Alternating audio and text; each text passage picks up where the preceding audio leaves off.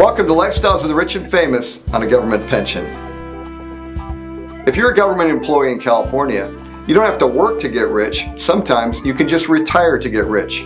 Over 50,000 retired government employees collect paychecks that exceed $100,000 each year for the rest of their lives. But government golden parachutes aren't limited to a single monthly retirement check. One of the more outrageous pension excesses comes in the form of double dipping, or collecting a government retirement check while also getting a paycheck from a government job. One example of this is deferred retirement option plans that allow government workers to collect retirement pay while they're still on the job. In San Diego alone, 11 firefighters who took advantage of this perk received pension payments exceeding $500,000 last year. In one case, a fire captain and former president of a local San Diego firefighter union was able to collect a lump sum of $711,000 on top of his pay.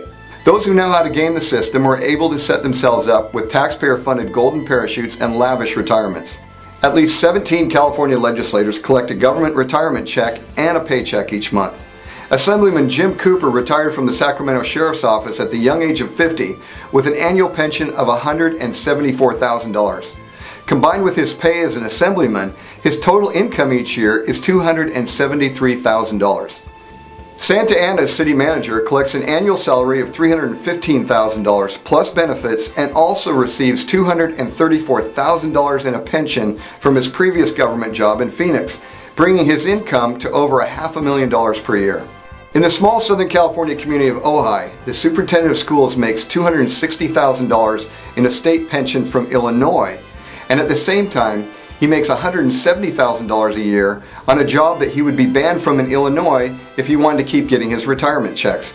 His annual salary plus pension combo comes to $430,000.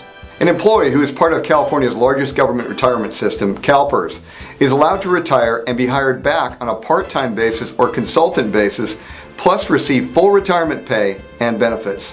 For example, a firefighter whose retirement pays $150,000 a year can boost their income considerably by going back to work part-time as a consultant for the very same fire department and getting another monthly paycheck from the taxpayer. A great incentive for every eligible retiree to retire as soon as possible so they can make more money. These outrageous examples of public pension abuse would not be an issue if the taxpayer weren't on the hook for funding these lifestyles of the rich and famous. Taxpayers not only have to pay more in taxes to make up for an underfunded pension system, but we also have basic city services, including public safety, reduced when money has to be shifted to pay people who aren't even working. It would be a very different story if government pension systems provided a defined contribution rather than a defined benefit retirement. In a defined contribution system, money invested in a retirement account would solely belong to the retiree, and any shortfall or windfall would not impact the rest of us. As the system currently stands, a guaranteed government retirement income allows a few to get rich at the expense of the many. That's not fair, and that's not common sense.